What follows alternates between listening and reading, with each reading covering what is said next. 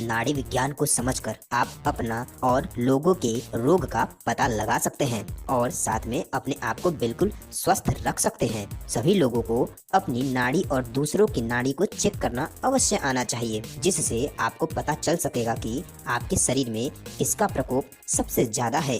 पहले के लोग सिर्फ नाड़ी को छूकर ही आपके शरीर के सभी रोगों के बारे में बता देते थे। तो चलिए नाड़ी परीक्षण कैसे करते हैं उसे जानने से पहले हम यह जानते हैं कि नाड़ी विज्ञान कार्य कैसे करता है। शरीर का स्वस्थ रहना या रोगग्रस्त रहने का सीधा प्रभाव हमारे हृदय की गति पर पड़ता है।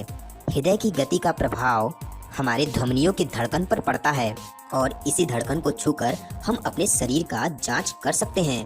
तो दोस्तों चलिए जानते हैं कि नाड़ी परीक्षण कैसे किया जाता है।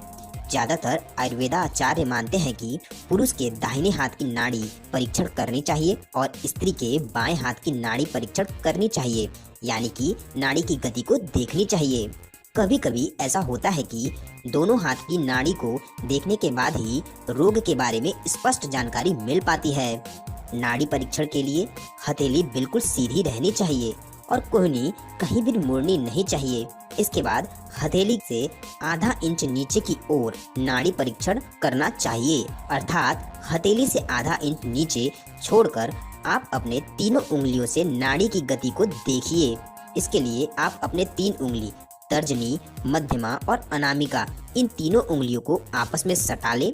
बाकी के बचे अंगूठा और कनिष्ठिका को इन तीनों उंगलियों से दूर रखें। इन तीनों उंगलियों को आपस में सटाकर रोगी के हथेली के आधा इंच नीचे नाड़ी को स्पर्श करने की कोशिश करें।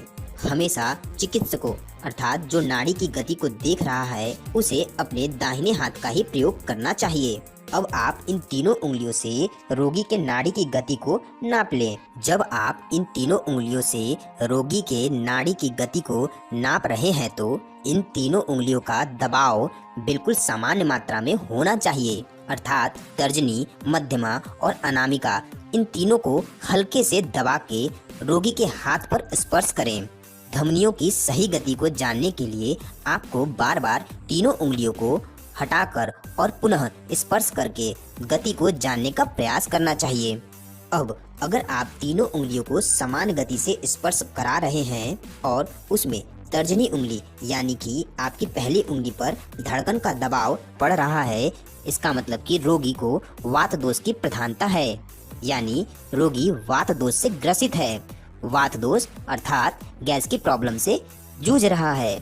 मध्यमा अर्थात बीच वाली उंगली पर गति का प्रभाव ज्यादा पड़ रहा है तो रोगी के शरीर में पित्त की अधिकता ज्यादा है, यानी वह पित्त दोष से ग्रसित है। अब अनामिका उंगली यानी रिंग फिंगर पर दबाव का अनुभव ज्यादा पड़ रहा है तो रोगी को कफ दोष की प्रधानता है, यानी वह कफ दोष से ग्रसित है।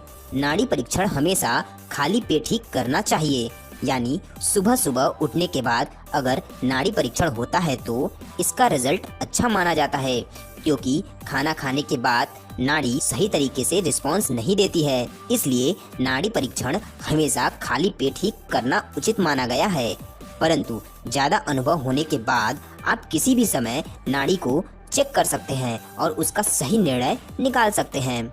नाड़ी की गति से लोगों के रोग के बारे में कैसे पता लग सकता है, चलिए कुछ चीजें हम जानते हैं। बुखार में नाड़ी की गति तीव्र गति से चलती है। अगर आप गुस्सा हैं तो भी नाड़ी तेज गति से चलेगी। डर और चिंता में नाड़ी धीमी गति से चलने लगती है। अगर आपकी पाचन शक्ति कमजोर है तो आपकी नाड़ी छूने पर बहुत ही धीमी सी महसूस होगी, यानी नाड़ी में स्पंदन बहुत ही धीमा धीमा महसूस होगा। अगर आप डिप्रेशन में हैं तो आपकी नाड़ी अनियमित रूप से अलग अलग स्पंदन करेगी, यानी स्पंदन की रेशियो हमेशा अलग अलग होगा, कभी धीमी कभी तीव्र, तो कभी नाड़ी का पता ही नहीं चलेगा। तो अगर आपको नाड़ी परीक्षण करना है तो उसमें आपको काफी अनुभव होना चाहिए, तभी जाकर आप किसी की भी नाड़ी को चेक कर उसके प्रेजेंट स्थिति को जान सकते हैं। वैसे तो नाड़ी का परीक्षण हम अपने हाथ के नाड़ी से ही पता लगाते हैं, परंतु बहुत सी स्थितियों में हम अपने शरीर के विभिन्न विभिन्न जगहों के नाड़ी को परीक्षण करके रोगी के रोग को जानने का प्रयत्न किया जाता है। नाड़ी परीक्षण सच में एक अद्भुत कला है जो समय के साथ विलुप्त होता जा रहा है, परंतु दोस्तों हमें इसे अवश्य बचाना चाहिए। हम सभी को नाड़ी के बारे में अवश्य जानना चाहिए।